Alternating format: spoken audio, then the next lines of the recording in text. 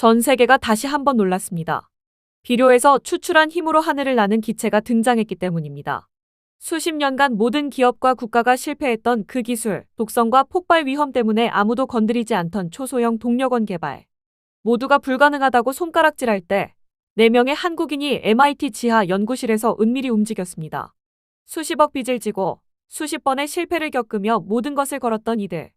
결국 세계적인 기업과 거대 자본이 수천억 원을 쏟아붓고 1회 충전으로 수천 킬로미터를 달리는 무인 운송 시스템을 세상에 내놓았습니다. 이는 단순한 기술 혁신을 넘어 미래 에너지 패러다임을 바꿀 거대한 시작인데요. 과연 이들은 어떻게 절망적인 상황을 딛고 불가능을 가능으로 만들었을까요? 그들의 소름 돋는 도전과 감동적인 성공 이야기. 지금부터 영상 끝까지 함께 해주세요. 안녕하세요. 제 이름은 하준입니다. 저는 MIT 로봇공학 석사 과정의 막내로 27살의 한국인입니다. 이곳 미국 보스턴에 온 지 2년째인데 영어도 서툴고 모든 것이 낯설어 힘들게 적응하고 있었습니다. 게다가 학자금 대출 4천만 원과 만만치 않은 생활고가 저를 짓눌렀죠. 기존 에너지의 한계를 뛰어넘는 새로운 동력원을 세상이 갈망하던 그때 제게 예상치 못한 기회가 찾아왔습니다. 바로 전 세계가 포기한 초소형 고효율 암모니아 전력 모듈 개발이라는 불가능해 보이는 도전이었어요. 어느 날 팀장 건우 형으로부터 중요한 이야기가 있다는 문자를 받았습니다. 33살의 건우 형은 MIT에서 7년간 AI 로봇 분야를 연구한 베테랑 선임 설계자였습니다.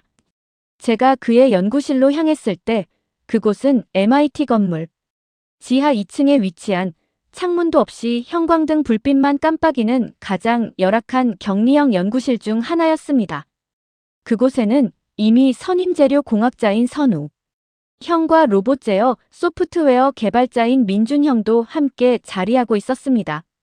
건우 형은 화이트보드에 암모니아 화학식을 그리며 마치 비료로 로봇을 움직일 수 있을 거라는 황당한 이야기를 꺼냈습니다. 암모니아가 독성가스이고 냄새도 지독하며 위험하다는 사실이 제 머릿속을 스쳤죠. 선우 형은 과거 제너럴 일렉트릭 같은 거대 기업들도 암모니아 엔진 개발에 실패한 뒤 아무도 건드리지 않았던 기술임을 상기시켰습니다. 그러나 건우 형과 민준 형은 암모니아를 직접 연소시키는 것이 아니라 특수 설계된 반응기 안에서 수소만 실시간으로 추출하여 전력을 생산하는 혁신적인 나노 코팅 반응기 방식을 제안했습니다. 이 방식이라면 독성 문제와 시스템 손상 문제를 해결할 수 있을 것이라고 강력하게 주장했죠. 그들은 마치 미친 사람 같았지만 건우 형이 이 프로젝트가 성공하면 자율이동 로봇의 작동 범위가 무한대에 가까워지고 한국의 로봇 산업을 세계 최고로 만들 수 있을 것이라고 이야기했습니다. 선우 형은 저희가 하지 않으면 중국이나 일본이 3년 안에 해낼 것이라는 현실적인 경고를 덧붙였습니다. 이 말에 저는 등골이 서늘해지는 것을 느끼며 이 불가능해 보이는 도전에 합류하기로 결정했습니다. 통장 잔고도 없고 투자자도 없으며 변변한 실험 장비조차 없는 팀이었지만 저희는 불가능한 꿈과 함께 오직 간절함만을 가지고 있었습니다. 일주일 후 저희는 첫 번째 거대한 난관에 부딪혔습니다. MIT 첨단 시스템 공학과 칼 교수님, 자율 로봇 시스템 분야의 세계적 권위자인 62세의 살아있는 전설이었습니다. 교수님은 저희의 초소형 암모니아 전력 모듈 개발 계획을 듣자마자 단호한 어조로 불가능하다고 못 박았습니다. 협상의 여지조차 없어 보이는 목소리였죠. 이미 1950년대의 거대 기업들도 시도했다가 촉매가 500도 고열에서 3시간 만에 녹아 완전히 망했고 저희 같은 박사과정 학생들이 3년 안에 풀 문제가 아니라는 점을 분명히 하셨습니다. 이건 대기업 연구소에 100억을 들여도 실패할 프로젝트이니 시간 낭비 그만하고 제대로 된 논문이나 쓰라는 말씀에 저희는 큰 충격과 좌절감을 느꼈습니다. 그러나 팀은 포기하지 않았습니다. 저희는 교수님을 다시 찾아가 6개월만 기회를 달라고 간청했습니다. 6개월 안에 프로토타입을 만들지 못하면 포기하겠다고 약속드렸죠. 교수님은 한숨을 길게 쉬며 저희의 인생이니 말리진 않겠지만 후회하지 말라고 마지못해 허락했습니다. 저희는 실험실로 돌아와 화이트보드 앞에 섰습니다. 문제는 명확했습니다. 500도 고열을 10시간 이상 견디는 나노 코팅 반응기를 개발해야 하는 것이었죠. 니켈, 크롬, 히토류 원소를 섞는 다양한 합금 조합과 코팅 기술을 시도했지만 한 달 동안 진행된 157번의 실험은 모두 실패로 돌아갔습니다. 실험 재료비만 한 달에 1,500만 원씩 나가 통장 잔고는 바닥을 드러내기 시작했습니다. 제가 약한 소리를 내자 건우 형은 딱 한 번만 더 해보자며 강하게 저를 다그쳤습니다. 158번째 실험. 특수 니켈 크롬 세라믹 복합 나노 코팅 반응기를 500도로 가열했습니다. 1시간, 2시간, 3시간, 그리고 마침내 10시간이 지나도 반응기는 멀쩡했습니다. 저희는 서로를 바라보며 감격의 눈물을 흘렸습니다. 역대 최고 권위자가 불가능하다고 말했던 일을 저희가 해낸 순간이었죠. 다음 날 10시간을 버틴 반응기 샘플을 들고 교수님을 찾아갔습니다. 교수님은 샘플을 한참 들여다보시더니 천천히 고개를 끄덕이며 흥미롭다고 표현했지만 아직 시작일 뿐이며 실험실에서의 성공이 현실에서의 성공을 의미하지는 않는다고 말씀하셨습니다. 매주 진행 상황을 보고하라는 지시와 함께 저희를 지켜보기 시작하셨다는 사실이 저희에게 엄청난 동기부여가 되었습니다. 이제 진짜 도전이 시작되는 것이었습니다. 나노 코팅 반응기 문제를 해결하고 2달이 흘렀을 무렵 저희는 초소형 암모니아 전력 모듈의 프로토타입 개발이라는 다음 난관에 직면했습니다. 처음 설계된 시스템은 대형 산업용 로봇 팔 정도의 크기였죠. 건우 형은 이 크기로는 자율이동 로봇이나 드론에 실을 수 없으니 현재 배터리 팩 크기 정도로 줄여야 한다고 단호하게 지시했습니다. 그의 지시는 명확했고 저희는 그 목표를 향해 나아가야 했습니다. 한 달간 밤샘 작업과 치열한 고민을 거듭한 끝에 저희는 반응기 구조를 3겹으로 통합하고 마이크로 유체 파이프를 절반으로 줄이는 혁신적인 압축 방식을 통해 농구 코트 크기만 했던 장비를 노트북 크기로 줄이는데 성공했습니다. 금요일 오후 6시 마침내 가로 20cm, 세로 30cm, 높이 15cm 크기의 은색 모듈이 완성되었습니다. 무게는 5kg으로 드론에 장착하기 적합한 수준이었죠. 시스템을 가동하자 온도가 500도까지 안정적으로 올라갔고 암모니아 주입 후 수소 순도 99.5%, 전력 효율 45%라는 놀라운 결과가 나왔습니다. 저희는 환호했습니다. 4개월 만에 이뤄낸 엄청난 기술적 진전이었습니다. 일주일 후 칼 교수님을 모시고 시스템을 가동했습니다. 교수님은 30분간 모든 수치를 꼼꼼히 확인하시더니 흥미롭지만 진동이나 영하 20도 같은 실제 환경에서는 어떻게 될지 예측하기 어렵다며 저희가 풀어야 할 변수가 산더미 같다고 말씀하셨습니다. 6개월의 추가 시간을 주며 실제 환경에서 테스트해보라는 새로운 과제를 부여받았죠.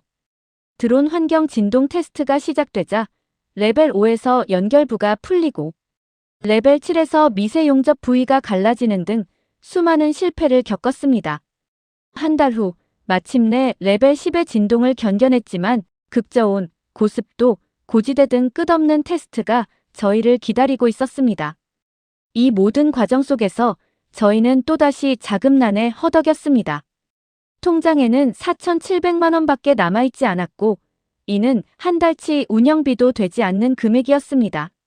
저희는 투자자를 찾아야 했습니다. 30페이지짜리 제안서를 만들어 보스턴의 벤처 캐피털 37곳에 이메일을 보냈지만 답장을 받은 곳은 3곳뿐이었고 투자를 받은 곳은 단 한 곳도 없었습니다. 투자자들은 암모니아 기술이 1950년대에 실패한 기술이고 배터리 기술이 더 진보했는데 누가 암모니아 기반 로봇에 투자하겠냐며 저희의 기술을 낮게 평가하는 분위기였습니다. 한 달 후 통장 잔고는 2,100만 원으로 줄어들었고 38번째로 연락한 퓨처테크 캐피털에서 미팅 제안이 왔습니다. 기대감을 안고 찾아간 23층 빌딩 17층 투자 심사팀. 사무실에서 저희는 40분을 기다린 후에야 50대 후반 백인 남성들로 구성된 심사팀을 만날 수 있었습니다.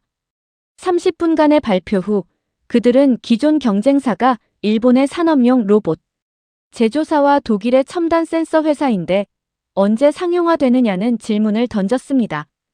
3년은 너무 길고 18개월 안에 상용화를 원한다는 요구에 18개월은 불가능하다는 저희의 답변을 듣자 그들은 어렵겠다는 말과 함께 좀 더 진행한 후 다시 연락달라는 매몰찬 거절을 했습니다. 38번째 기회마저 날아간 순간 선우형은 결국 이 프로젝트가 안 되는 것이 아니냐며 감정을 주체하지 못하는 모습을 보였습니다. 그의 절망감은 팀에 큰 균열을 만들었죠. 일주일간 각자 생각할 시간을 가졌고 저는 라면만 먹으며 깊은 고민에 빠졌습니다. 그 후 건우형은 일본 도시바가 암모니아 전력 모듈 상용화를 발표했지만 그 크기가 40피트 컨테이너만 하다며 저희가 목표하는 초소형 모빌리티 시장과는 다르다고 설명했습니다. 그는 일주일 동안 생각한 결과 망할 수도 있겠지만 시도조차 하지 않고 후회하는 것보다는 해보고 망하는 게 낫지 않겠냐며 다시 한번 강한 의지를 내비쳤습니다. 저 또한 이대로 포기할 수 없다는 생각에 그의 뜻에 동참하겠다는 마음을 전했죠. 그때 선우 형과 민준 형도 돌아와 다시 한번 뭉치게 되었습니다. 저희는 투자를 포기하고 MIT 창업 경진대회 1등 상금 5천만 원을 목표로 삼았습니다. 이틀 후 칼 교수님에게서 이메일이 왔습니다. 저희 프로젝트를 자신의 지인에게 소개했다며 다음 주에 만나보라는 내용이었죠. 희망이 보이기 시작했습니다. 화요일 오후 2시 캠브리지 카페에서 60대 초반의 한국계 미국인 남성을 만났습니다. 자신을 앤디라고 소개한 그는 30년 전 메이저 테크 기업에서 초기 자율이동체 동력원 연구를 실패했던 경험이 있다고 했습니다. 그는 암모니아가 저장도 쉽고 수소보다 현실적인 미래 로봇 동력원이라며 관심을 표명했지만 저희가 회사도 없고 법인 설립과 국제특허 출원에 최소 1억 원이 필요하다는 사실에 난색을 표했습니다. 국제특허 비용만 5천만 원에 달했으니까요. 그러나 그는 자신이 도와주겠다며 자신을 고문으로 앉히고 지분 5%를 달라고 제안했습니다. 저희는 5% 지분이 아까웠지만 그의 30년 경험이 절실했습니다. 앤디 멘토님은 중국이 움직이고 있으니 빨리 결정하라고 재촉하며 중국의 한 AI 로봇 연구팀이 정부 지원 100억 원을 받아 암모니아 기반 동력원을 개발 중이라는 중국어 기사를 보여주었습니다. 연구원 15명, 예산 100억 원의 중국팀에 비해 저희는 4명에 1,800만 원뿐이었지만 그들은 기존 방식의 촉매를, 저희는 액체 나노 코팅 반응기를 사용한다는 점에서 승산이 있다고 판단했습니다. 팀원들과 논의 끝에 저희는 멘토의 제안을 받아들이되 지분은 3%로 낮추고 성공 시 2%를 더 주는 조건으로 협상에 성공했습니다. 멘토는 흔쾌히 수락했고 금요일 마침내 법인 코어지가 탄생했습니다. 코어지 법인을 설립한 후 앤디 멘토님은 저희를 MIT 로봇 혁신 경진대회에 신청했습니다. 저희는 그 대회에서 1등을 차지하며 상금 5천만 원을 받게 되었죠. 이 돈은 저희가 3개월을 버틸 수 있는 귀한 자금이었습니다. 하지만 그보다 더 중요한 것은 언론이 저희에게 주목하기 시작했다는 점이었습니다. MIT 한국인 팀이 초소형 암모니아 전력 모듈을 개발했다는 기사가 쏟아졌고 7건의 투자 문의, 3건의 협업 제안, 12건의 인터뷰 요청이 쇄도했습니다. 세상이 저희를 보기 시작한 것이었죠. 그러나 진짜 지옥은 이제부터 시작이었습니다. 경진대회 우승 후 2달이 지났을 무렵 저희는 한 발짝도 앞으로 나아가지 못하고 있었습니다. 새벽 3시 42분 실험실 온도계가 563도를 가리키며 경고음이 울렸고 초소형 반응기에서 연기가 피어올랐습니다. 나노 코팅 반응기의 마이크로 유체 채널이 변형된 것이었죠. 건우 형이 전원을 급히 껐지만 이미 늦었고 쓴 탄내와 화학물질 냄새가 실험실을 가득 채웠습니다. 이는 지난 2달간 저희가 겪은 47번째 연속 실패였습니다. 문제는 500도 고온에서 장시간 운전 시 나노 코팅 자체는 버텼지만 초소형 모듈 주변 부품들이 변형되고 미세 파이프가 늘어나고 용접 부위가 갈라지며 압력 밸브가 고장나는 것이었습니다. 모듈 전체를 교체하는데 3천만 원이 필요했고 통장 잔고는 2,700만 원밖에 남아있지 않아 한 번 더 실패하면 끝이라는 절망적인 상황이었습니다. 저희는 실험실 근처 카페에 모여 커피도 마시지 않고 멍하니 앉아 있었습니다. 선우 형은 조용히 포기할 수도 있을 것 같다는 속마음을 내비쳤죠. 지난 4개월간 제자리 걸음만 반복하며 돈만 쓰고 있다는 그의 말은 틀리지 않았습니다. 건우 형은 투자자들이 모두 연락을 끊었다며 기술 위험도가 너무 높고 상용화 시기를 알 수 없다는 이유였다고 털어놓았습니다. 앤디 멘토님마저 투자 심사가 까다로워져 쉽지 않을 것이라고 말하며 저희의 마음을 더욱 얼어붙게 만들었습니다. 차가운 9월 보스턴의 바람처럼 저희의 마음도 그렇게 식어갔습니다. 그때 한국에 계신 아버지에게 전화가 왔습니다. 제가 로봇공학 석사 과정을 잘 마치고 있다고 믿는 아버지의 목소리. 아버지는 제 생활비에 보태라며 100만 원을 보내주겠다고 말씀하셨습니다. 저는 망해가는 스타트업에서 밤새 실험하다 실패하고 있다는 진실을 말할 수 없어 또다시 거짓말을 할 수밖에 없었습니다. 아버지는 건강 챙기고 공부 열심히 하라는 말을 남기고 전화를 끊으셨고 저는 부모님께 거짓말을 하며 버티고 있는 현실에 괴로워했습니다. 선우 형은 자조적인 웃음을 지으며 자신의 부모님도 이 사실을 모르시고 아시면 기절하실 거라고 말했습니다. 저희 모두 비슷한 처지였습니다. 건우 형은 일단 한 번만 더 해보자며 이번엔 모듈 부품 재질을 고강도 티타늄 합금 기반의 세라믹 복합체로 바꾸자고 제안했습니다. 이 특수 합금은 500도를 견딜 수 있는 유일한 재질이었지만 모듈 부품값만 4천만 원, 제작비까지 합쳐 총 5천만 원이 드는 천문학적인 금액이었습니다. 저희 돈보다 훨씬 많은 금액에 모두가 망설였습니다. 그러자 건우 형은 자신의 집, 전세 보증금을 빼서라도 자금을 마련하겠다는 엄청난 희생을 감수할 의지를 보였습니다. 미쳤냐는 질문에 그는 미쳐야 뭐라도 한다며 그냥 앉아서 망하는 것보다 낫지 않겠냐고 답했습니다. 저 또한 학자금 대출 4천만 원을 더 받아야겠다고 생각했습니다. 선우 형은 차를 팔아 2천만 원을 마련하겠다고 했고 민준 형도 예금을 깨고 부모님께 돈을 빌리겠다고 했습니다. 저희는 모두 미쳐가는 것 같았지만 포기할 수 없었습니다. 월요일, 페덱스 트럭이 가져온 특수 합금 부품들은 은색으로 빛나는 예술 작품 같았습니다. 5천만 원짜리 도박, 팀원 모두의 전 재산과 빚을 쏟아부은 것이었습니다. 이틀 밤낮 조심스럽게 조립 작업을 이어갔고 수요일 오후 9시 조립이 완료되었습니다. 테스트 시작과 함께 저희는 숨죽이며 지켜봤습니다. 온도가 500도까지 안정적으로 유지되었고 압력도 안정적이며 진동도 없었습니다. 1시간, 2시간, 10시간, 12시간이 지나도 부품 변형은 없었습니다. 역대 최장 기록이었습니다. 저희는 24시간, 48시간, 그리고 72시간까지 교대로 감시하며 시스템을 가동했습니다. 아무도 집에 가지 않았고 커피만 마시며 모니터를 지켰습니다. 토요일 오후 9시, 마침내 72시간 연속 가동에 성공했습니다.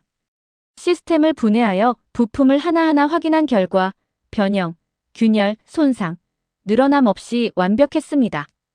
건우 형은 우리가 해냈다고 속삭였고 저희는 서로를 부둥켜 안고 감격의 눈물을 흘렸습니다. 4개월간의 47번 실패, 5천만 원의 도박 끝에 500도의 저주를 깬 순간이었습니다.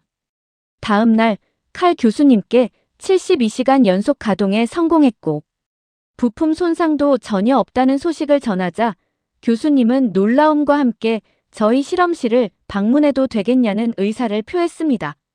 월요일 오전 10시 교수님은 6개월 만에 저희 실험실을 찾아 특수 합금으로 만든 프로토타입을 꼼꼼히 확인하셨습니다. 그는 예상 밖의 결과라며 놀라움을 금치 못했고 비난이 아닌 존경에 가까운 웃음을 지으셨습니다. 교수님은 저희의 끈질김과 기술적인 흥미로움을 인정하며 이 정도면 실제 적용이 충분히 가능할 것 같다고 평가했습니다. 특히 작고 가벼운 소형 자율 비행체에 딱 맞을 것이라고 조언하셨죠. 그리고 놀라운 제안을 하셨습니다. 성공하면 자신이 투자자들에게 추천서를 써주겠다고 말했습니다. 이는 업계에서 황금 티켓이나 다름없었습니다. 교수님은 실험실을 나가시며 나이 들면 보수적이게 되고 불가능하다는 말을 쉽게 하는데 저희 덕분에 불가능은 없다는 것을 배웠다는 깊은 메시지를 남기셨습니다.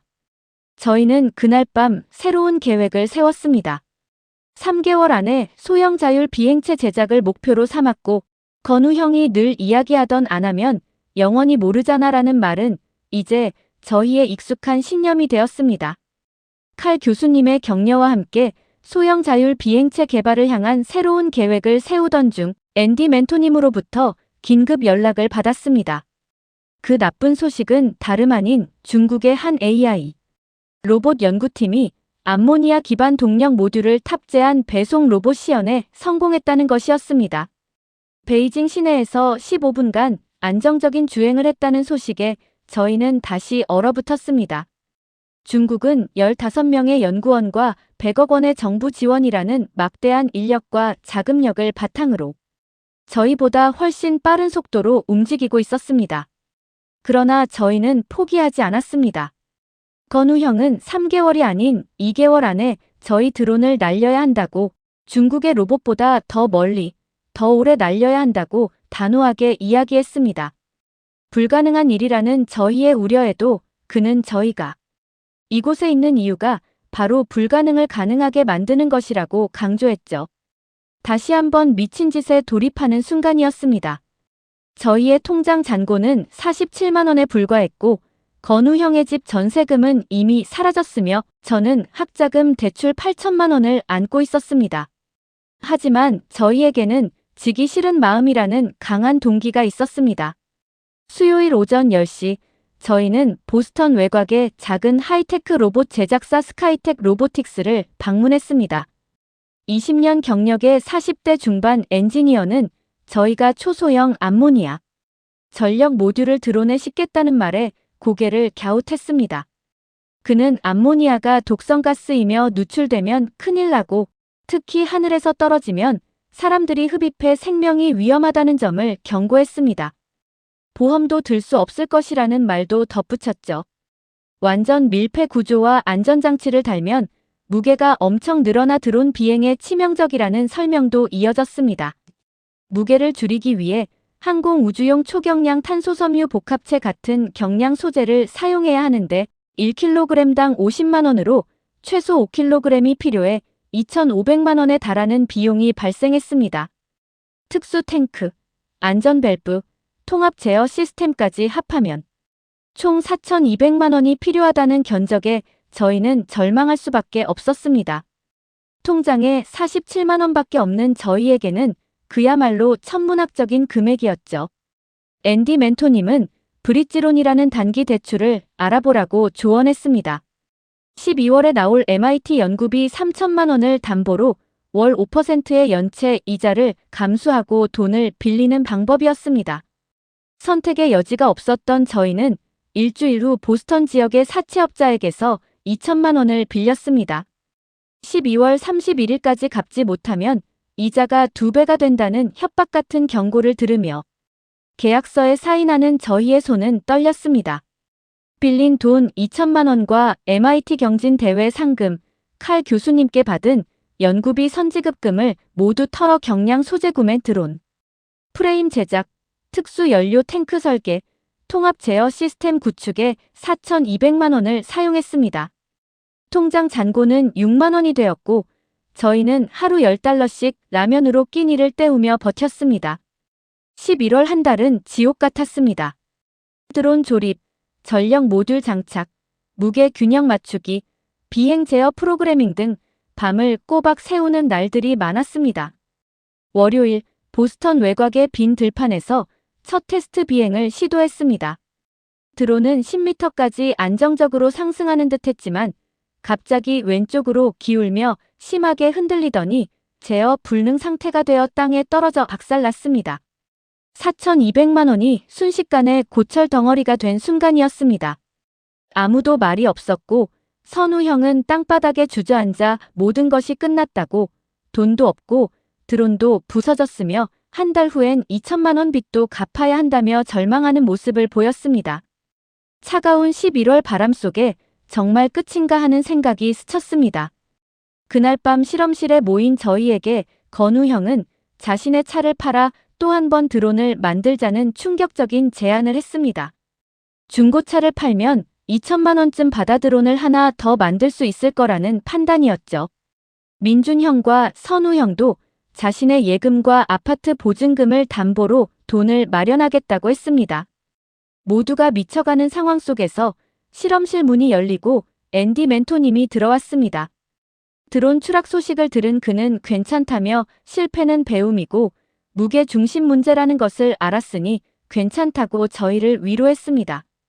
4천만 원을 날렸는데도 배움이냐는 저희의 절망적인 표정의 멘토님은 잠시 침묵하더니 2천만 원을 자신의 개인 돈으로 무이자로 빌려주겠다고 제안했습니다. 천천히 갚으면 된다는 그의 말에 저는 믿을 수 없었습니다. 망할 수도 있는 저희에게 왜 그런 도움을 주냐는 질문에 그는 30년 전 메이저 테크 기업에서 초기 자율 이동체 동력원을 개발하며 53번 실패했을 때 자신의 상사가 사비로 실험비를 대주어 54번째 성공할 수 있었다는 이야기를 들려주었습니다.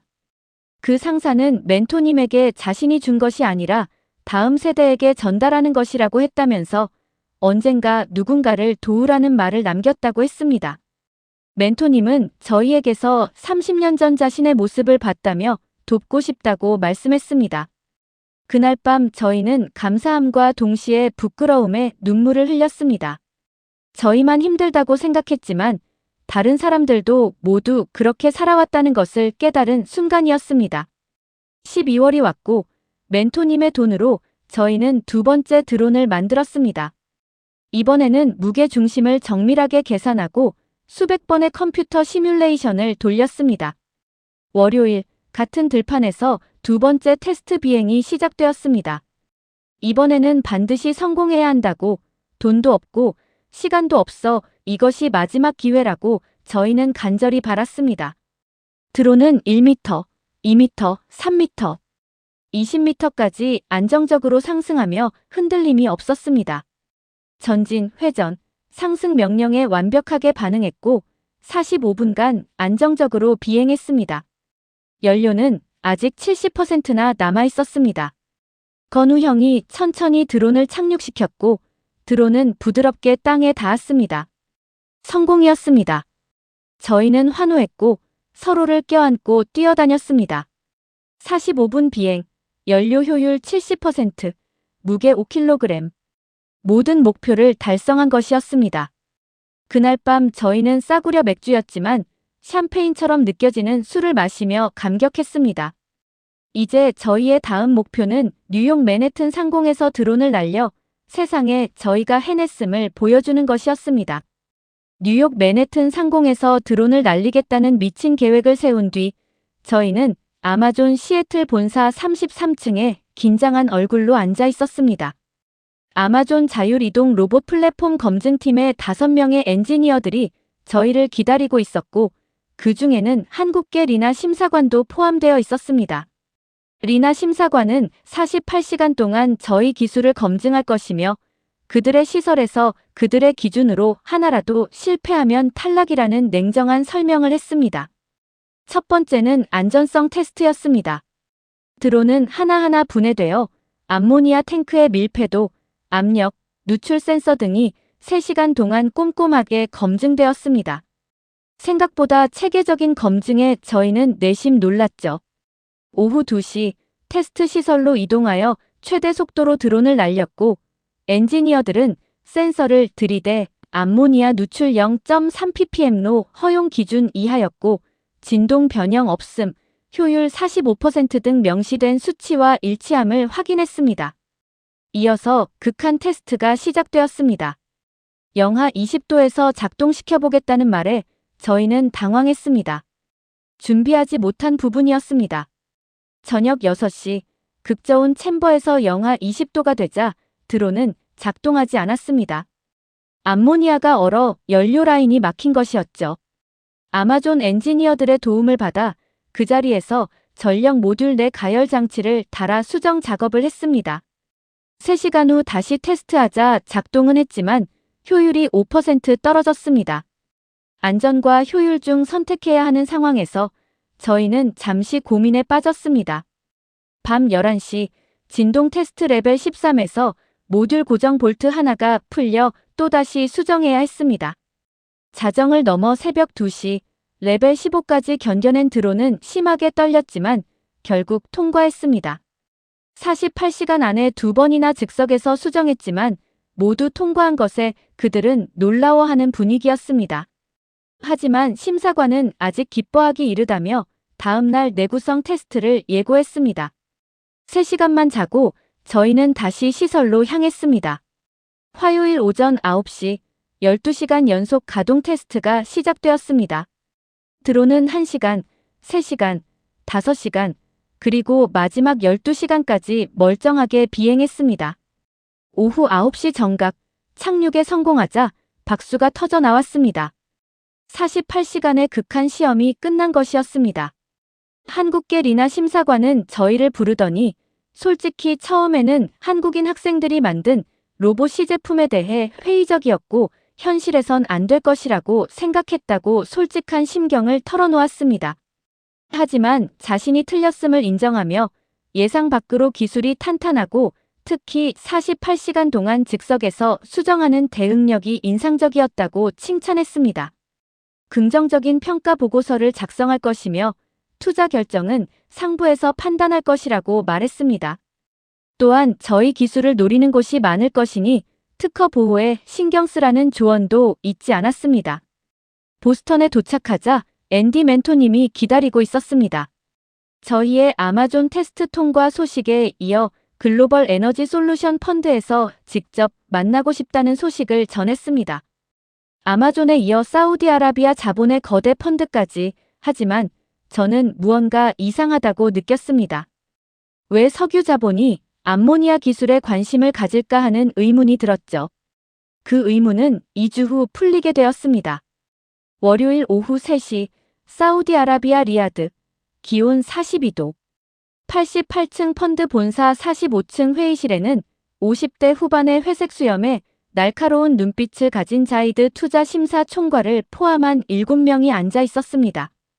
그는 뉴욕 시연을 잘 봤지만 자신들은 전통 에너지 기업인데 왜 저희 기술에 관심을 가지는지, 그리고 저희 기술이 친환경 대체 에너지인데 왜 자신들에게 왔는지 궁금해하는 분위기였습니다. 저희는 암모니아 전력 모듈이 기존 에너지의 대체제가 아닌 보완제가 될 수 있으며 모든 에너지 회사와 협력하여 미래 모빌리티 시장을 선도하고 싶다고 설명했습니다. 2시간의 발표가 이어졌습니다. 생산 단가, 시장 규모, 탄소 배출 문제 등을 설명했고 오후 6시 발표가 끝난 뒤 15분 후 다시 오라는 지시를 받았습니다. 15분은 1시간처럼 길게 느껴졌죠. 다시 회의실에 들어서자 투자 총괄은 저희에게 4천만 달러, 한화 480억 원을 투자하기로 결정했다고 말했습니다. 상상도 못할 엄청난 돈이었습니다. 그러나 조건이 있었습니다. 기술 30% 공유, 사우디의 생산시설 설립, 펀드 지분 35%였습니다. 35%는 너무 많다고 생각했지만 앤디 멘토님은 펀드가 석유 시대 이후를 준비하는 것이며 480억 원 투자에 35% 지분이면 나쁘지 않다고 조언했습니다. 다만 기술 공유는 5년 후로 미뤄야 한다고 덧붙였죠. 다음 날 저희는 펀드의 기술 공유는 5년 후로 미루고 대신 저희가 사우디 인력을 교육하겠다고 역제안했고 펀드는 이를 수락했습니다. 계약이 성사되었고 저희는 480억 원의 투자를 받았습니다. 그날 저녁 아마존에서도 투자 심사 통과 소식이 왔습니다. 3천만 달러, 한화 360억 원. 펀드와 아마존을 합쳐 총 840억 원이라는 천문학적인 투자를 받게 된 것이었습니다. 통장 잔고 6만 원이던 회사가 840억 원의 투자를 받은 믿을 수 없는 현실이었습니다. 하지만 저는 알았습니다. 이제 시작일 뿐이며 투자를 받는 것보다 기대를 충족시키는 것이 더 어렵다는 것을요. 화요일 오전 11시 앤디 멘토님은 급히 저희를 불렀습니다. 중국팀의 암모니아 배송 로봇 프로젝트가 중단되었다는 소식이었습니다. 치명적인 결함으로 그들의 촉매가 8시간 이상 가동 시 독성 물질을 배출하여 질소산화물 환경 기준을 초과했던 것입니다. 충격적인 소식이었습니다. 저희의 72시간 테스트는 독성 물질 배출이 없었고 특수 나노 코팅 반응기 방식 덕분에 정밀한 온도 및 압력 조절로 독성이 나오지 않았던 것이었죠. 일본의 한 산업용 로봇 기업도 소형화 프로젝트를 연기했는데 모듈 크기를 5톤 이하로 줄이지 못했으니 5kg인 저희의 전력 모듈과는 1000배 차이가 났습니다. 세계 최고들이 실패한 것을 4명의 한국인이 해낸 순간이었습니다. 칼 교수님께서도 연락을 주셨습니다. 교수님은 저희가 이긴 것이라고 말씀해 주셨습니다. 저희는 운이 좋았다고 답했지만 교수님은 운이 아니라 저희가 더 똑똑했고 특수 나노 코팅 반응기 선택, 고강도 티타늄 합금, 초소형 모듈 설계 모두 올바른 판단이었다고 강조하셨습니다. 그리고 무엇보다 끈질겼다는 점을 높이 평가하셨습니다. 47번 실패하고도 포기하지 않았던 저희의 모습이 인상 깊었다고 하셨어요. 솔직히 처음에는 MIT 학생들이 워낙 많이 창업하는데 90%가 망하기에 저희도 못할 것이라고 생각했지만 저희가 그 10%에 들어갔음을 인정해 주셨습니다. 원하는 곳 어디든 써줄 수 있는 추천서를 건네주시며 자신이 더 배웠다고 나이 먹으면 겸손해지는 법이고 특히 학생들에게서 배우면 더욱 그렇다는 깊은 메시지를 남기셨습니다. 저희는 저희의 성공을 진심으로 축하하고 인정해주는 교수님의 마음에 감동했습니다. 일요일 아마존과 글로벌 에너지 솔루션 펀드의 공식 투자 계약 체결을 위해 뉴욕 맨해튼의 법무법인에 저희가 모였습니다. 리나 심사관은 처음에는 회의적이었지만 저희가 48시간 테스트에서 경쟁사들이 실패하는 것을 보며 증명해냈고 한국인으로서 자랑스럽다고 솔직한 심경과 자부심을 보여주었습니다. 자이드 투자 총괄도 화상으로 참석하여 4명의 학생이 이렇게까지 해낼 줄은 상상도 못했다는 반응을 보였습니다. 그는 매년 수백 개의 기술을 검토하지만 투자하는 것은 1%도 안 되는데 저희가 바로 그 1%라고 강조했습니다. 이제 시작이니 18개월 안에 제품을 내놓아야 한다는 당부를 덧붙이며 투자 계약서에 사인이 오갔습니다. 통장 잔고 6만 원이던 회사가 840억 원의 투자를 받는 믿을 수 없는 순간이었습니다. 그날 밤 찰스 강가에 앉은 저희는 꿈같은 현실에 혼란스러워했습니다. 840억 원이라는 엄청난 돈을 받았지만 왜인지 모르게 두려움이 밀려왔죠. 이 돈에 대한 책임감이 막중해졌다는 생각이 들었습니다. 과연 이 모든 것을 해낼 수 있을까 하는 의문이 들었지만 그때마다 건우 형의 오래된 말버릇이 제 마음속에 울려 퍼졌습니다. 모르죠. 하지만 안 하면 영원히 모르잖아요. 저희는 더 이상 혼자가 아니라는 것을 깨달았습니다. 칼 교수님, 앤디 멘토님, 리나 심사관, 자이드 투자 총괄 모두 처음에는 저희를 믿어주지 않았지만 이제는 저희를 믿어주고 있었습니다. 저희가 증명해냈기 때문입니다. 그래서 저희는 계속해서 저희의 능력을 증명해 나가면 된다고 다짐했습니다. 18개월 안에 제품을 내놓아야 하는 불가능해 보이는 과제였지만 저희는 이미 불가능을 가능으로 만드는 것이 저희의 일이라는 것을 알고 있었습니다. 화이트보드 앞에 서서 18개월 계획을 빼곡히 적었고 다시 한번 해낼 것이라고 굳게 결의했습니다. 그리고 15개월 후 저희는 약속된 18개월보다 더 빠른 속도로 또 하나의 기적을 만들어냈습니다.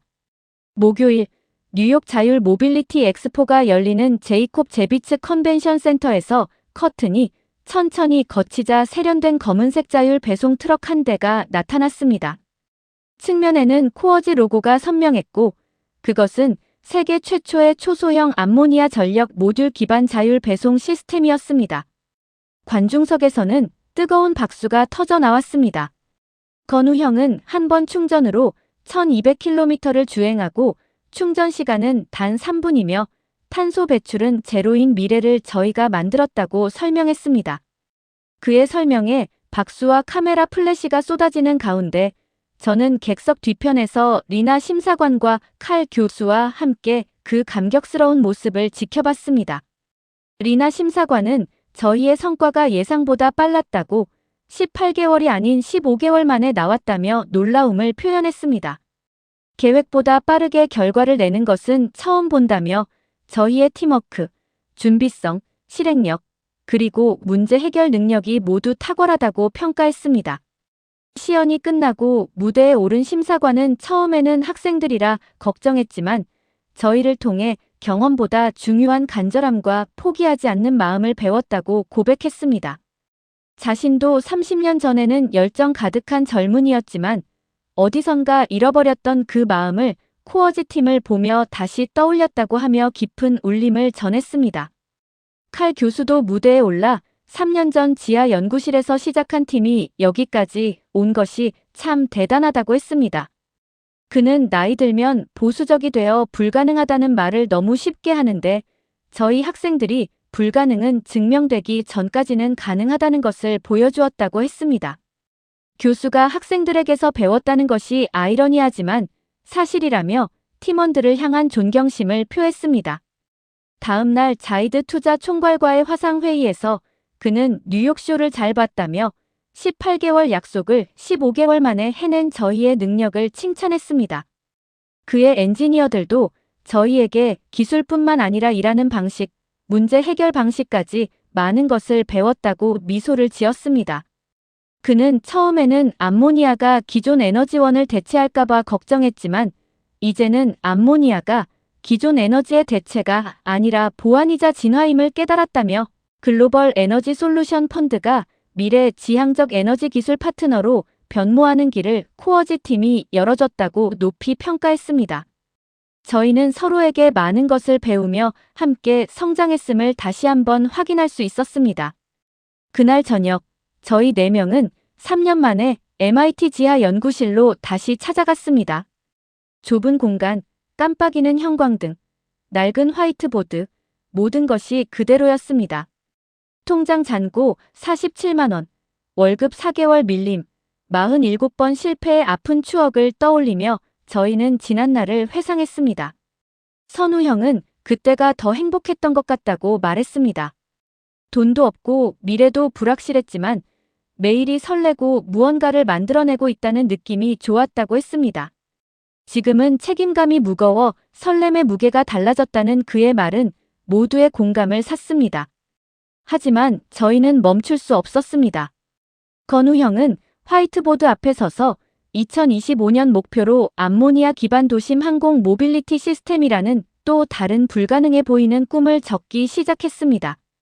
저희는 또다시 미친 짓을 시작하는 것이라며 서로 농담을 주고받았지만 원래 저희가 그런 사람들이 아니었냐는 생각이 들었습니다. 실험실을 나서는 저희의 모습 뒤로 MIT 캠퍼스에는 봄바람이 불었고 책과 노트북을 들고 꿈을 꾸는 학생들의 모습이 보였습니다. 저는 그들을 보며 생각했습니다. 여러분도 할 수 있습니다. 돈이 없어도 경험이 없어도 아무도 믿어주지 않아도 간절함만 있으면 가능합니다. 그리고 포기하지 않고 47번 실패해도 48번째 도전하고 38곳이 거절해도 39번째 문을 두드리면 언젠가 세상이 여러분을 보기 시작할 겁니다. 저희가 그랬던 것처럼요. 저희는 그저 이기기만 한 것이 아닙니다. 저희는 함께 배우며 성장했습니다. 한국 기술의 저력을 세상에 보여준 것처럼요. 여러분, 오늘 우리는 4명의 젊은 한국인 연구자들이 MIT 지하 연구실에서 불가능에 도전하여 세상을 변화시킨 놀라운 여정을 함께했어요. 학자금 대출과 생활고 속에서도 초소형 암모니아 전력 모듈이라는 꿈을 향해 수많은 실패와 좌절, 그리고 엄청난 재정적 어려움 속에서도 포기하지 않고 나아간 이야기였죠. 저 역시 이 이야기를 들으며 정말 가슴이 벅차고 큰 감동을 받았어요. 간절함과 서로를 믿는 용기만 있다면 그 어떤 어려움도 헤쳐나갈 수 있다는 것을 다시 한번 깨달았답니다. 이처럼 용기와 영감을 주는 이야기가 더 많은 분들에게 닿을 수 있도록 영상에 좋아요와 따뜻한 댓글 남겨주시고요. 저의 채널 구독과 알림 설정도 잊지 말아주세요. 다음 영상에서 또 다른 특별한 이야기로 찾아뵐게요. 감사합니다.